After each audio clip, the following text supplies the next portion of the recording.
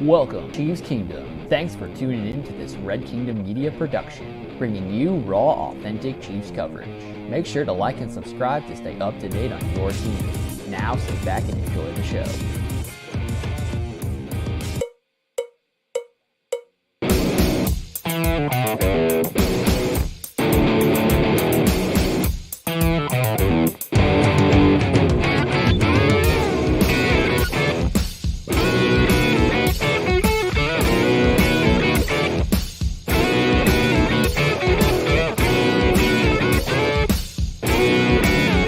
This is the Red Kingdom Media Live Postgame Show. Welcome to the Week 18 and final regular season edition of the Red Kingdom Media Live Postgame Show, where your Kansas City Chiefs, with mostly second string except for Chris Jones playing every snap he possibly can, defeat the Los Angeles Chargers with a narrow score of 13-12. What a performance we saw today from the defense, the starters or whoever else who rotates in with the starters who got the playing time today. They got the job done, and of course we'll get all the specifics out of the way later. But I think the key of the game is another scoop and score by this Chiefs secondary. Very reminiscent of essentially this time halfway through the season in Germany against one Tyreek Hill, who we mentioned before going live could be a potential matchup for us in Arrowhead this coming weekend if they do not pull out the win against Buffalo here on Sunday night with the kickoff as we're live at this moment happening in 1 hour. So we'll get you out of there and get you to that game as or before it's kicked off, so you guys can stay on top of that game as much as we are. And we plan on coming back. I'll come out with a Home with Chiefs breakdown video sometime on Monday, and then the three of us plan on regrouping sometime Tuesday for an after hours in order to discuss the official playoff picture. But for the most part, we know the three potential matchups for this Kansas City Chiefs team for their 3 seed versus potential 6 seed matchup. Of course, we won't know the official day opponent in time until the conclusion of Sunday Night Football, but once we do know that, we will be here. But for the sake of the rest of this show, the Chiefs could potentially play Miami, the Steelers, or in the weird case, if Buffalo and Miami tie, we would play Buffalo as they would somehow be the 6th seed in all that. So a lot of rambling, I know, but this was a game where there was a lot to focus on, a lot to zone out to. So first, like I said, the game goes to the defense. They did their part in getting the Sparks, got the first score for the Chiefs. And, of course, shout out to Blaine Gabbert, who at the end of the game saw the Mahomes runs and practice and clutch times in the game and said, I can do that too, youngster. And got the Chiefs in field goal range. Some good running by the backups. P. Ryan especially looked like, a bulkier Pacheco, in my opinion. Full-on bowling ball type. But got the job done. Butker makes the field goal, and defense holds out. And Chiefs hold on with the victory and go on to get their 11th win of the season. So, Dale, I'll let you take it away. What are your thoughts on this game in a nutshell? This game, it felt a little bit more like a preseason game. Like, you just can feel the just you can feel the anticipation in a way where it's like it's not really much going on. The guys that we want to see is not going to be out there. So yeah, that's pretty much how I felt throughout the entire time. Still frustrated that Travis Kelsey wasn't able to play and get those 16 yards. Really, I feel like in a way that Andy Reid looked at it as a lot of people were frustrated that Chris Jones was able to play and get as many snaps as he could and go ahead and get that money for his sack incentive. However, in this case, Travis Kelsey, his was more about yards and keeping a record going on, and it wasn't really nothing that was hurting him financially. And at the end of the day, we want him prepared and ready to go for the playoffs and what we have going forward. Looking forward to next week. Um, Blaine Gabbert, he did what he could in that matchup. Wasn't great. Definitely felt like I would rather prefer Shane Buechele. I was even telling Lonnie earlier that even Oladokin would be an option that I was, prepared to have in the second half as well too. You still had some guys out there who was getting some reps. You saw McCole Hardman. He had a pretty decent game, almost had 100 yards. We hoping that can somewhat spark him going into the postseason. A lot of people looking like, oh, he's out there playing with the JV team or playing with the second streams and stuff like that.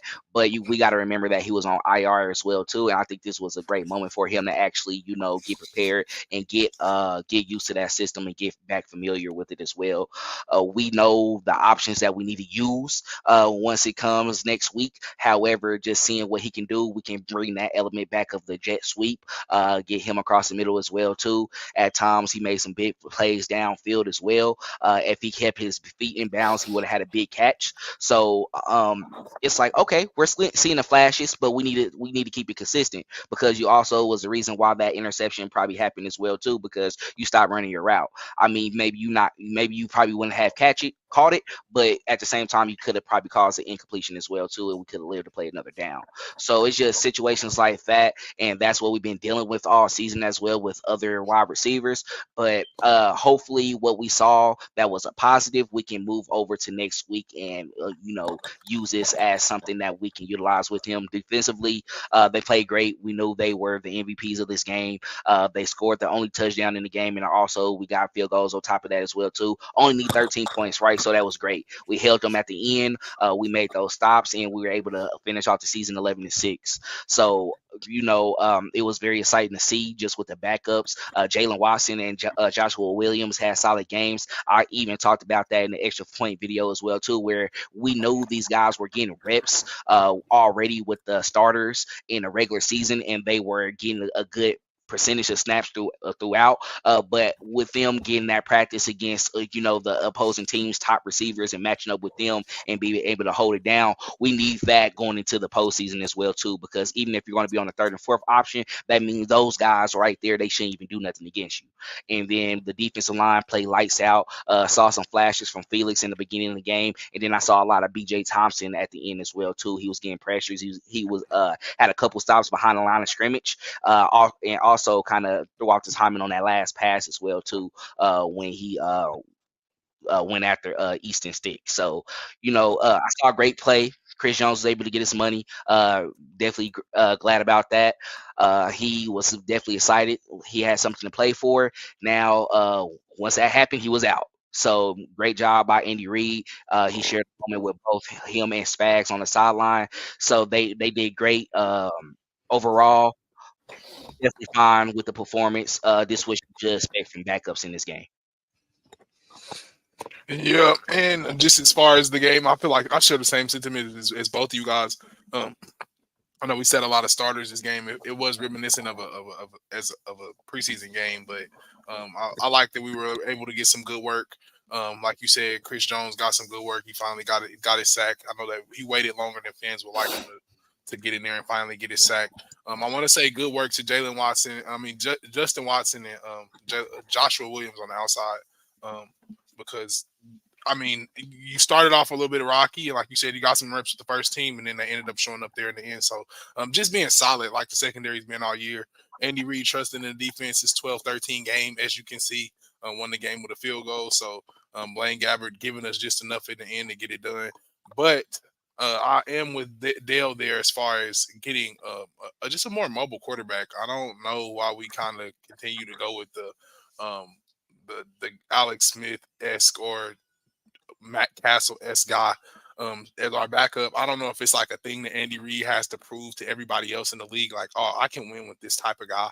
I don't need the ordinary uh good the spectacular quarterback. I can win with the regular guy too. I don't know if it's that just that in him or whatever it is, but I don't know what's up with us getting rid of like good talented quarterbacks to back up Mahomes. I don't know if it's like a confidence issue or what, but I would like to see us use a more athletic quarterback. Doken is good, or even like he said, Shane Buechele before he lost him. But yeah, like I don't know what's up with that.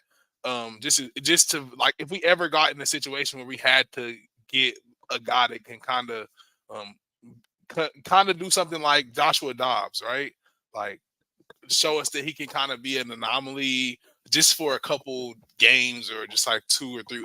Like I don't know if you could do that with Blaine Gabb. You can't always do that with a Matt Moore, but I mean Andy Reid still shows me wrong, proves me wrong every year. So he got it done today. So I can't be the one to tell him otherwise. But yes, good overall performance for backups. And I want to say hats off to Cam Jones, right? I think this is a thing that stood out to me, just period overall in the game. I feel like I don't want to say it too early, but the writing might be on the wall for Willie Gay, or whoever those guys are in there getting in that contract year in that linebacker room, because that he stood out a lot. It's just far as the middle. You would think it's Nick Bolton in there, kind of running that defense in there, and it was Cam Jones. So. That's an undrafted guy that's really, really, really, really stood out to me just overall in his performance, and just showed me like, hey, that room is loaded. It's not just 43 Crochet, or I'm sorry if I'm getting his name Cochran right. I'm sorry, it's Cochran. So yeah, it's not just Cochran. It's you have another linebacker in that room besides Chanel and Cochran that can get in there and bang. So. Yeah, that remains to see how they're going to work that out in the offseason, but I'm excited to see what they do with that. Yeah, agreed. So before we go ahead and get into both the offense and defense, we can kind of take our pick here in a second. I want everybody watching to please go ahead and click like and subscribe on our YouTube channel, and also follow us on all our social media platforms. If you're watching us on any of those right now during the live, feel free to go into the chat during the course of this video.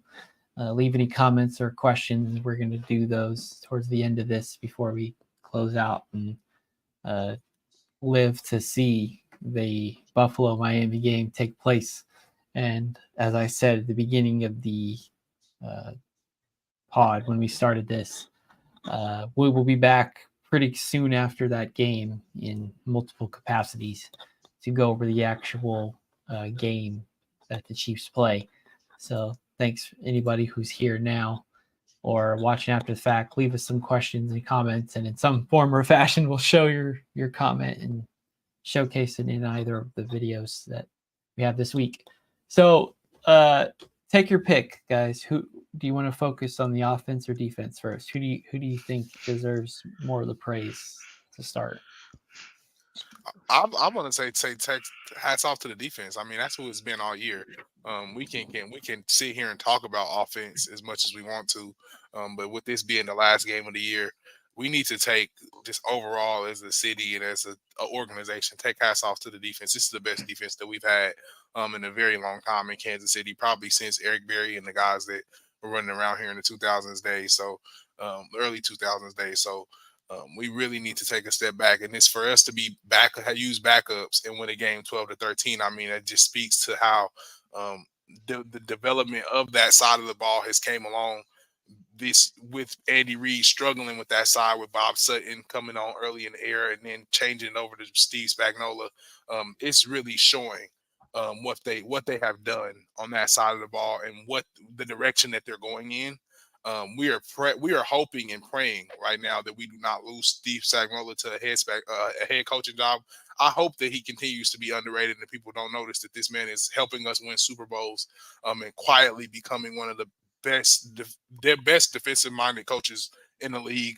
not only defensive minded, but defensive developmental coaches as far as developing talent, late round guys, finding gems in the draft, getting guys to fit his scheme. Overall, just everything.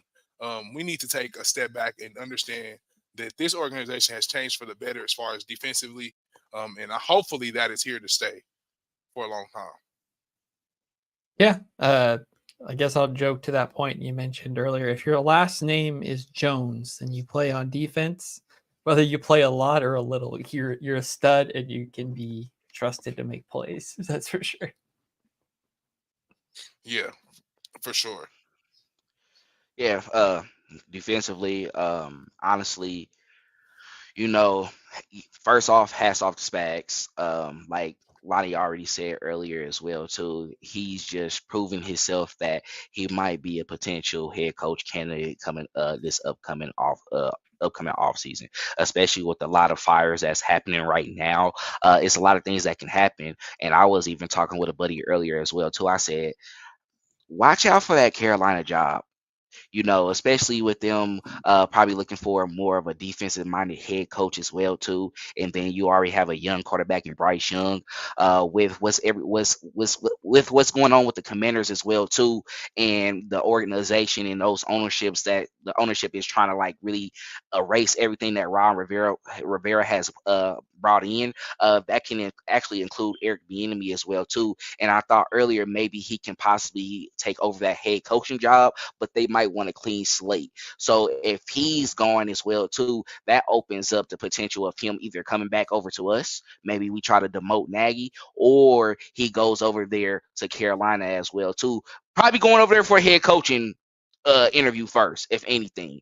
But we had that conversation. If they were to want a guy like Spagnola, you would have him solely rely on what's going on offensively because he used to that in Kansas City, right? Andy doesn't really handle anything with the defense. It's all Spagnola. So he's going to like give him his respective area of like, hey, I'm a defensive minded coach, so I'm gonna be with them more likely all the time anyway.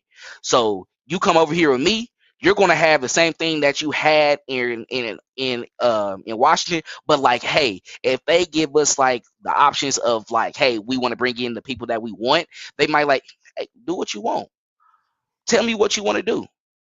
You bring this over here on the offensive side, I take care of the defense like this. And it's like you're playing a role like you're automatic the assistant head coach. If anything was to happen, they're gonna rely on you next anyway. But you having a portion of your team that helps with the resume as well too, right? So the reason why I wanted to put that out there right now is because right now we gotta take this in, because with this being the best defense that we had and what he did this year, we could lose that in the off season, and that might hurt. So I just want to give my flowers to him. We still got the postseason coming up, but he put those young guys out there, and it still felt like we was watching the number one defense that we've been seeing all year. They haven't given up a lot. They made a lot of plays down the stretch. We were able to force a turnover in the beginning of the game. Charles Minihue, he got out right after that. Mike Edwards for the touchdown. You didn't see no more of him. But then you start seeing Shamari Connor. He going out there firing out. He came from the middle of the field to make that big hit on Quentin Johnston. He's definitely going to be someone to look out going for next year. You saw Malik Heron, who was balling out as well too, got a sack towards the end of the game. B.J. Thompson, who I talked about earlier as well too. Young guys we didn't even see all year was active. He looked great on the edge. He was a great speed rusher. He was really moving. And then also to go on with that, you have Felix, our first round pick. Didn't really hear too much of him towards the end of the game, but at the beginning of the game, he was getting a couple pressures. He made a couple plays behind the line of scrimmage, and also had a pressure as well too. So you see everything coming together, and it's like, all right, you got a unit that can really go out there and ball out. So in this era, I know a lot of people love the offense. This is the type of time that we're in right now, and we want to see explosiveness. But I'm okay with a defense like this going out there and winning the Super Bowl for us. I think that helps a lot with Patrick Mahomes, milestones and a lot of things he had going forward as well too.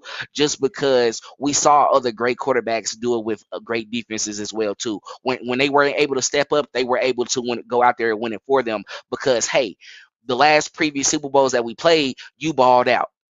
regardless of the yardage that you had, his efficiency and his completion rate was godly. Let's put it out there. He was able to make plays, and then he did it with his feet as well too. We put up 30 plus points in those Super Bowl wins as well.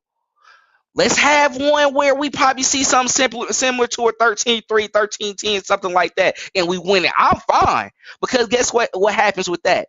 You still get 3 Super Bowls. You go into a rebuild year where you're going to have to make a lot of decisions, and you feel comfortable. And then you can see what you have going forward after that. We can figure it out. Right now, the key goal is just to win. And I think this defense right here can do it for us. Yeah, and I think I don't know if you said this, but I'm pretty sure we've spoken about this too off air. Spags possibly going to Buffalo. He's an East Coast guy, right? He's East Coast through and through. Was in New York. Did most of his work in New York. Won the Super Bowl in New York. So I wouldn't be surprised if that organization wouldn't bring him in for a look as well.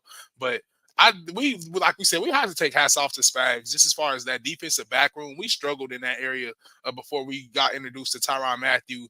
And the rest of those defensive backs that we really recycled from the previous year before, besides Tyrann Mathieu, and they just turned the whole organization around just for the better. So now we have defensive backs like L'Jarius Sneed, Trent McDuffie. We're talking about a whole different defensive group as of right now, top of the league. So just hats off to Spags and what he's done. And I'm happy, like I said, he's flying under the radar for the rest of the league, obviously, being that our guys are getting snubbed for Pro Bowls. He's flying under the radar for the rest of the league and not getting as much credit as he should, which is great for us because he's just going to continue winning and doing what he does. True. And I think it's funny because I'm pretty sure I was one of the early ones to say Spags kind of looking like he's trying to head coach, and everyone kind of laughed it off. But I think ultimately the reason that's becoming more real is because Bill Belichick is getting like rumored to be going to other places. So the fact that Bill Belichick, a old defensive coach, is still potential head coach candidate in different places, it makes you think, like, especially if Spags takes his team all the way to the Super Bowl and win it. Like, there's a couple teams who's got some quarterback and offense ready to go where you plug a defense and it's there. I don't know if the Giants would be willing to do it, but like Spags as a Giant feels like the perfect marriage. Sit him back in the same team that he made other Super Bowl wins at. Just kind of poetic return from him. But New England, yeah, well, you saying New England with Bill Belichick leaving, that's a real option because you already got a great defense. You got to figure out quarterback, but it's like Robert Kraft, he might have that mindset of, some teams and organizations, they have a particular kind of person that they want, right? And I don't see them being youthful with trying to bring in a coach. So Spags, that makes a lot of sense with his defensive minded style of the game as well too. Because I don't know what pick for sure. I know with this loss, the Chargers have the 4th pick, and of course they're not going to want a quarterback. So they're going to get whoever offensive or defensive player they want who's not a quarterback. And I've been saying that Arizona is going to get Marvin Harrison. So any other player besides that. And they're saying that the Harbaugh likes what's going on there with the Chargers. He said he loves. Rumor is that he loves Justin Herbert to death. And he has, of course, playing a quarterback playing out of his mind is going to win maybe win a national championship. That, like, for the first time, other than Bama, the first time in years. So I wouldn't be surprised if that happened there. But man, Spags, who wouldn't want him? Only a crazy person wouldn't want someone coming in and like doing. He's not put in the best advantageous situation. When you come in and you have a quarterback scoring 60 points a game or 50 points a game, it's hard to say, okay, come play defense for me. Because, like, who wants to? I'm going to be out there 30%, 50% of the time because this guy's putting up 20 points, 30 points a game. So you're throwing the ball, or it's 3 and outs, and the possessions are quick. So he figures it out, and he does it exotic and in beautiful different ways. So like, man, hats off to him. Yeah, and I guess to finish my point about the defense and specifically for the Chiefs, the last like month, it's been good to see that beginning of games, it doesn't look like the pass rush is getting there, and for the most part, they're not. But eventually, they clamp down and get the job done. And then at the very end of the game, no matter who's on the field. So last week it was the starters getting all the sacks in bunches, and then this end of the game, there was a couple sacks that came for the backup defensive lineman. So shout out to them, and like we already said, Spags for having that intensity regardless of who's on the field and in what position. Maybe this game was an indicator of who is and isn't expendable on the team. Obviously, if there was a couple more starters for the Chargers in different positions, we'd want some of the other defensive starters to return. But maybe it made you feel better about the defensive line depth or the linebacking depth or the defensive back depth in all its capacity. So shout out to them. And of course, like I said earlier, shout out to Mike Edwards for essentially being the difference maker in the points for the Chiefs, giving them their one and only score. So we'll go ahead and switch over to the offense. This was essentially the McCole Hardman game, and in back and forth capacity, some plays he looks amazing, and you wonder why he couldn't do that type of catch or big play run with Mahomes.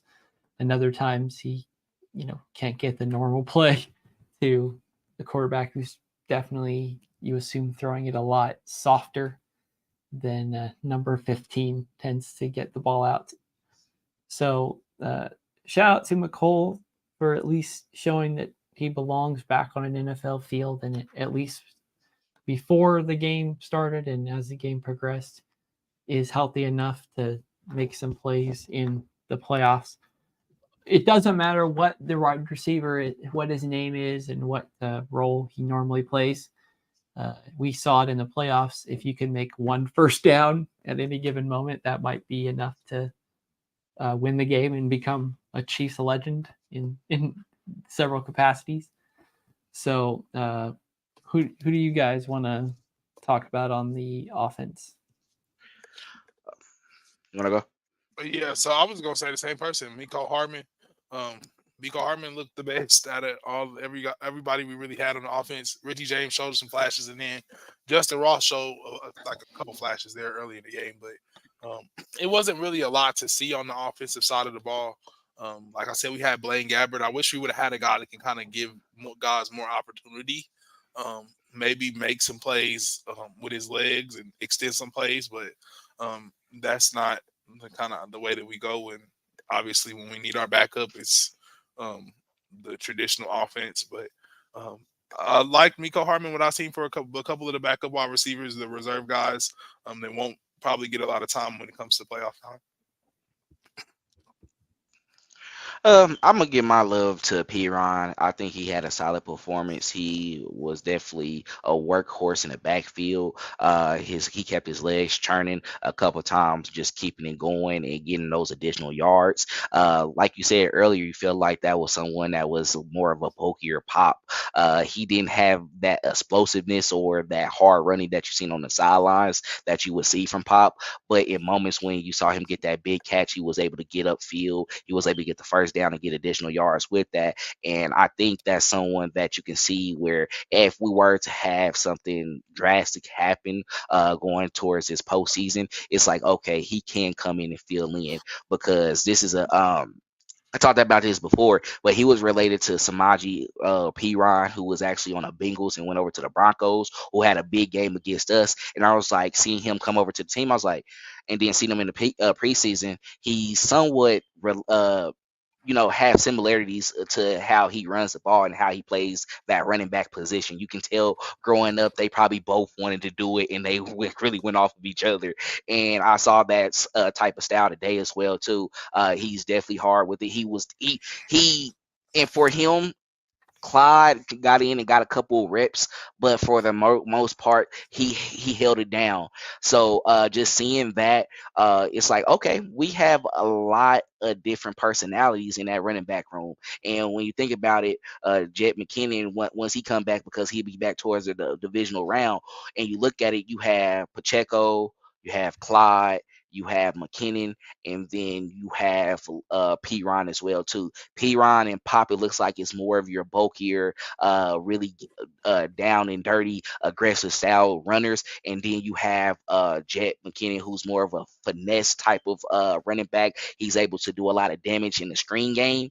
And of course, Clyde, we know what he can do when he makes his plays as well too. He's like our guy who can do it all. Like, hey, I can get out, I can go out there, get a big catch. We saw again in the Patriots game where he scored the touchdown, and then also I can get it in a handoff on the stretch as well too. Once I see the hole, I can hit it, I can get some yardage. And then he's like a bowling ball because he's so small and short as well too. And typically they bounce off a lot of people. But shout out to P-Ron. I definitely like what I saw from him. Saw some good things from the wide receiving room. McCole still saw a couple drops. Get that together on those quick screens. But other than that, hey, we can make some things happen next week.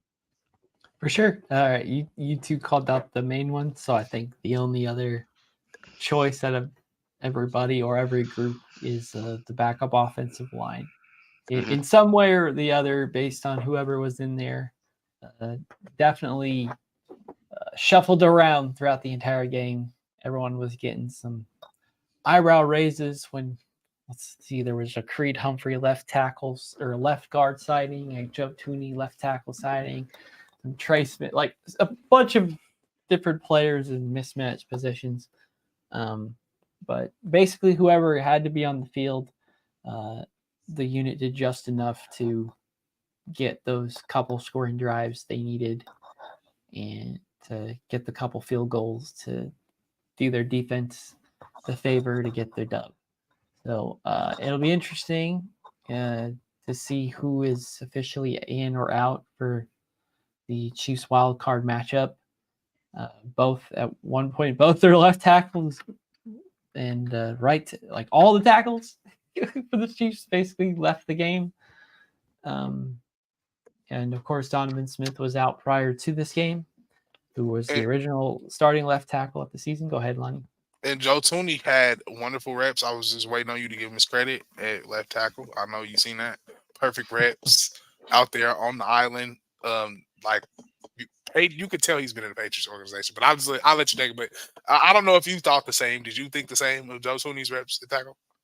I mean, I guess it's good if you're an offensive lineman and your name doesn't get called in a game period. That's all you really want on an offensive line. It doesn't have to be pretty. You don't have to have the best technique or whatever. If you get the job done and you don't allow a sack, dude, that's plenty. That's plenty for me. So we saw that already. We've seen him in that emergency Cincinnati Bengal game a few years back.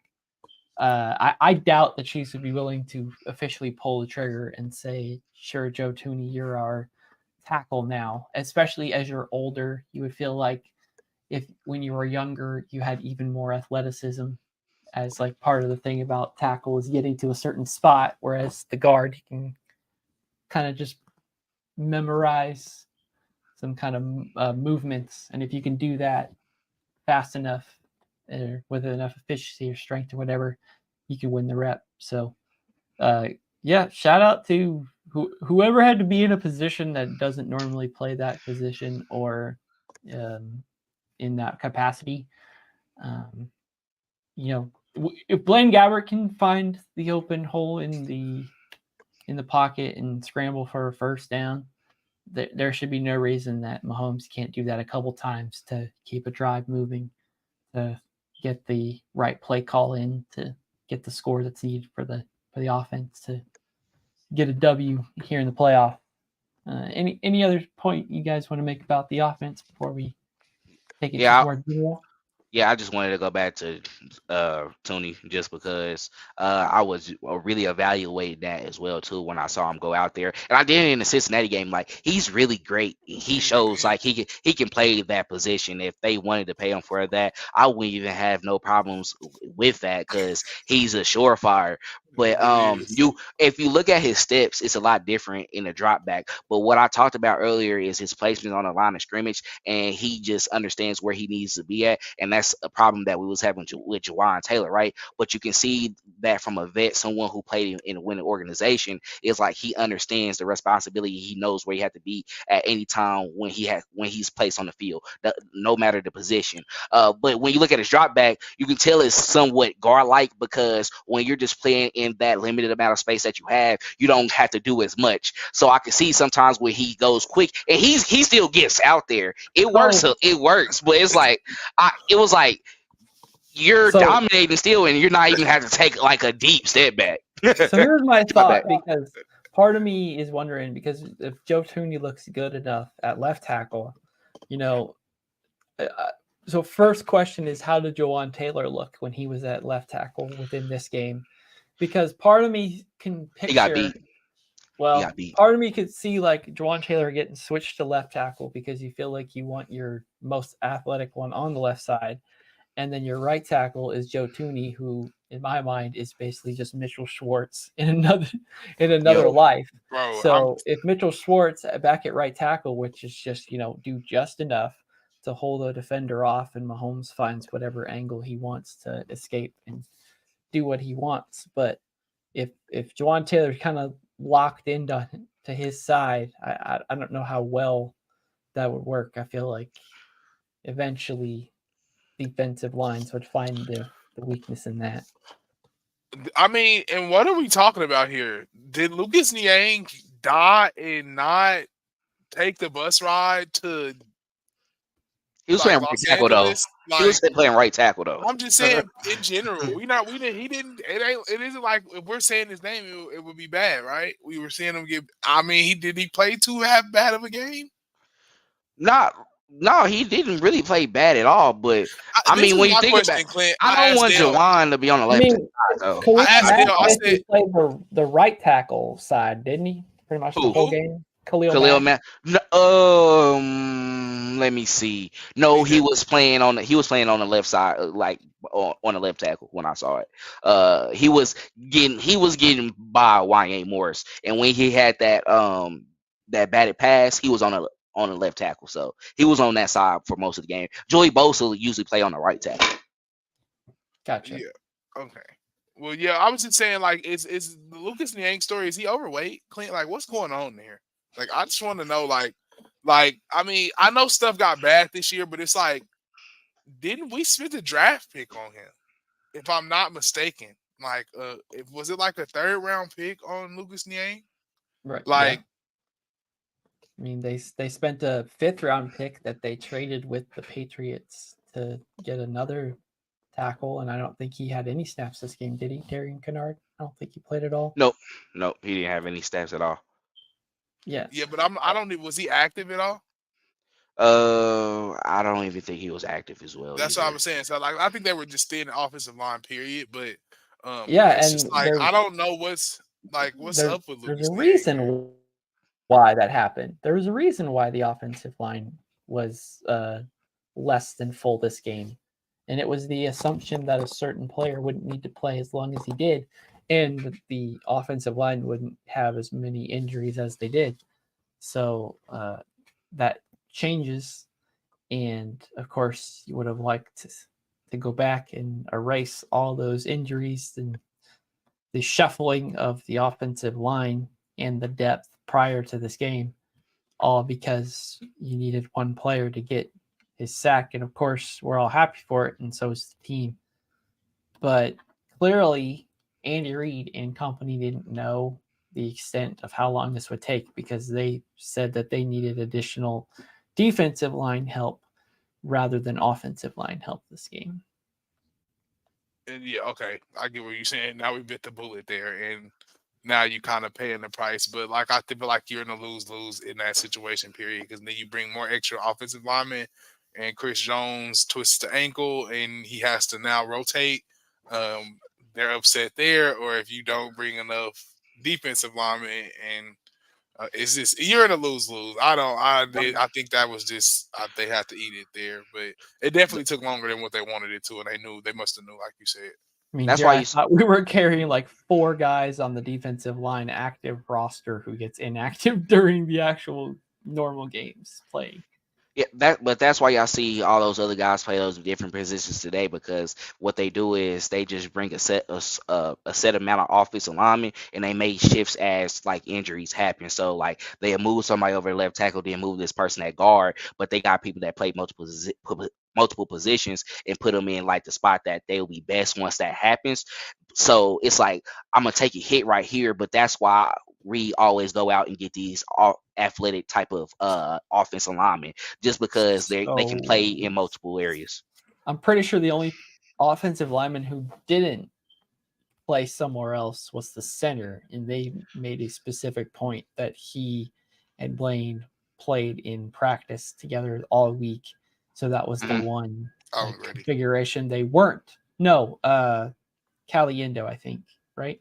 I saw Allegretti 73 out there. Okay. I saw Allegretti out there. So he was there the whole time, and he was the starting center, and that's why we were all confused when we were seeing Creed in the different guard formations. I'm pretty sure he played on both sides as well. So this was like a roll around the offensive line and prove your worth by proving your versatility and whatever the best starting 5 position needs to be, even if it's not your best position on the line. If you're one of the 5 best, here's your proof that you can find a spot. Roll with it. So thanks for anybody who is watching live here this Sunday night. We're about 10 minutes in real time, the Sunday night countdown. So as I mentioned earlier, we asked for some comments and questions. So we got a few here, and we'll go through those before we say our final thoughts and leave you all to go watch the Miami Buffalo game, just as we will. So Jerry McNeil Sr. says, who will be the offensive coordinator next year? I'll let you guys take that first. I'm like Dale said, if some stuff goes sour with the enemy up there, EB, hopefully we can get him back as a consultant or something I like don't they like see to it, do. Man. I I've know heard they don't several like to do people that. say that is the worst move he could make, is to say like, I That's can't true. get a job anywhere else but Kansas City and have to come crawling back. That's the worst thing for him. He's ventured on his own. I really hope he sticks with one of the team who's got one of the top 4 or 5 draft picks this year. Just give him a chance to build an offense he wants. It looked like he had a shot in Washington, and then they just couldn't help getting in the way. So I don't know how much good Eric Bieniemy did to his resume this season based on the outcome of the Commanders as a whole. And I just wanted to say one quick one too. I just wanted to throw in here. I know we're not a fan of young guys a lot, but I know they have a young one here in Buffalo right now. The guy that came from Georgia, Monken. But I wouldn't be surprised if Kellen Moore's brother is in Mizzou. And I don't know if he just went to Texas A&M or not, if I'm not mistaken. But if he didn't, I wouldn't be surprised if Andy Reid didn't take a look there. Andy Reid did work in Mizzou previously too. So yeah, I mean, like EB, it just wouldn't make sense for him to come back. That's just a benefit for Kansas City fans because we know what he brought to us, and we just love that. But honestly, it's no reason for him to come back. It's gonna be Matt Nagy, until it's just something drastic where it's just like, okay, this offense. I'm just saying, I don't see nothing happening right now until I think it's gonna take a horrible postseason game. And we need to see that. And we don't know. It's still the story is still yet to be written, Dale. That's why I say I wouldn't write it off too early. He will make changes if stuff does not look good, and that is one thing that has not looked good all year. I just don't want y'all to be frustrated just because as of now, it really might be Matt Nagy, and we talked about how great the defense has been. So we said we can win a championship like that. And the thing is, if we win a Super Bowl and the offense is just serviceable, and they're able to just have a couple touchdowns in there, it's like okay, it's gonna be a reason to keep him. And it's going to take something I really think next year where the offense just didn't take a step. And it's like, he's like, we're not going with it. I'm just saying because we're not reactive like that. It's like, okay, we had a down year. They had an excuse to move him up because EB was going somewhere else when we won a Super Bowl last year, right? They're going to be like, in 1 year, really? With a team like this. So that's all. I'm cool on him. Coach Kingsbury, yeah. I That's mean, Mahomes. we don't need Cool on no him. Mahomes This friends. point, No Mahomes Mahomes friends. No. Let me think. Let me think. Who do I want an offensive coordinator? See, I don't know enough of teams around the league, and I don't think many teams are making lateral moves. So, I mean, maybe one of the coaches we already have moving up even more. Maybe that's the quarterback's coach. Maybe he gets bumped up. I just feel like Andy Reid is to a point in his career where he's like bringing on past head coaches as coordinators now instead of kind of grooming a tree. Because I think enough of that tree has branched out on their own, even in their assistant roles. So I almost feel like we're in for, if it's not Nagy, it's something pretty similar on another coach who's not in their current position now or was at the beginning of this season, who comes to the Chiefs as kind of that ultimate babysitter role. Think of Brad Childress-esque, what I'm thinking. Yeah, before we move on to, don't forget Josh McDaniel is out there. After he always, but after he always has a horrible head coaching job, he goes back to the Patriots. They hype up how his offense is, and with him being a veteran offensive coordinator, he's not being a head coach. They're gonna be like, they could have that conversation because that's the only guys you can talk about that's out there. We talk about him as a head coach, not as a coordinator under a great Hall of Fame head coach. So that's fair.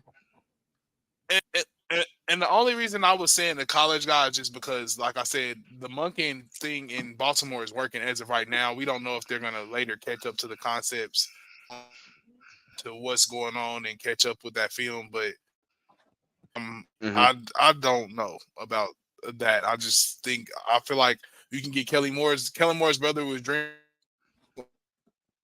I mean, at Mizzou is doing, and it's new pass concepts. You can kind of get it to do what you want it to do, and I don't know. I don't know. I like the college, the guy that you want, but like you said, I know people want to see if it works, and you want to know that what works before you just pick something up. And I don't agree with that. Yep. Right? I do agree with that right there. I feel like too. Yeah, but I don't think we'll see that unless it's something drastic. I think a lot of it came down to players not being as professional as you assumed. And then the other question, which is obviously the most trivial one, is who do we want to play, Miami or Pittsburgh? I wouldn't mind setting the tempo to play Miami first. It would give us a lot of momentum. That's true. You feel like you would get the harder opponent out of the way, the one you feel like you had to prove against the most. But I don't. I want Buffalo out because they're obviously the scariest matchup besides the Chiefs. At this point, Pittsburgh doesn't seem too scary, and Miami seems vulnerable enough that who at 7th seed at this point, that's the other. Can't remember who'd be the 7th seed at this point. No, so if Buffalo win, they 2nd seed. If Buffalo lose, they 7th seed. No, if they lose, they out because Jaguars. No, they're not. Jaguars didn't win. They lost. So they were relying on the Jaguars to. They clinched a playoff berth. They in there regardless. They clinched today. They clinched right after that loss. That's why right now they're talking about the possibilities. Is like, hey, if Dolphins So if Dolphins go ahead and win, we're gonna go ahead and play Pittsburgh. If Bills win, they're gonna take that second seed and go ahead and we'll play Miami. So Right. honestly, like I just want the Dolphins to go ahead and win, so we go ahead and play Pittsburgh. But I don't want to play Buffalo in Buffalo. That's me. Correct. That's how I'm True. feeling. So True. it's like right now, Miami go ahead and win. We'll take this game against Pittsburgh. Hopefully, we're able to, wake up offensively, put up some points. They're not going to do anything offensively themselves if we just make a couple stops. And then maybe you can, depending on the score, because we saw what we did last time against them. It was a blowout in that first round in that wild card matchup. You maybe get your starters out again in the second half. Yeah, So, no doubt. Yep. So we are a couple minutes to kickoff of the Buffalo and Miami game, which is what everyone's hyped about. So we'll go ahead and give our final thoughts to this Chiefs game and the potential couple days that will be ahead. So we can go ahead and get out of there and get some more football injected into us before a Monday morning. right. Take it, Lonnie. Yep. So, final thoughts. Hats off to the Chiefs defensively this year. They played a wonderful game defensively this year. Not only this year, this game, but just overall. I'm just speaking overall on the season. This year, this game defensively, we were great, wonderful. The offense was lackluster. We yet to see what's going to happen there on the offensive side of the ball, but that's off to the defensive side of the ball. And what we did get to see offensively this year, the great things that we did see from the Chiefs offense. I love to see it. And we can't wait to see what the playoffs have in store for us. Make sure y'all tap in and keep following along with us. Let's go Chiefs. Let's see. Facts. Yeah, my final thoughts is great game. Good way to finish out the season, going on 11-6. We got over 10 wins like we wanted, so we keep the streak up of actually winning over 10 games. Let's see how far that can go. Defensively, great job. Let's go ahead and take that into next week, regardless of who the opponent is. Let's go ahead and play lights out. Lights out offense. Great sighting from a Cole Hartman. Great job from Piron. Hopefully next week against whoever we play as well too, we're able to wake up and we see just a whole different team. We got to keep in mind it's over with. The regular season doesn't matter. 0-0 now. So let's go and let's go ahead and kick off this postseason. Yep. My final thoughts is the last two games were kind of the epitome of what we now hope to see out of this Chiefs going forward the rest of this postseason. Tons of running, tons of defense, backups on both running and defense, doing their job, holding the line, holding the point total, bending, not breaking, whatever cliche fits the team mold. And when the time is right, and when defenses dare it, we can hit a deep ball thrown to the right target at the right time in order to keep the chains moving, keep the ball, keep the clock, get the lead, whatever the case may be. If the Chiefs can do that, based on the matchup, there can be some no doubt top, like better team overall matchups. There's some other ones during this postseason that might be that kind of coin flip. And if we see some mistake-free games, or at least some not overly costly, like turnovers, a couple penalties or some drives, and even punts, isn't the end of the world as long as we don't see any fumbles or turnovers or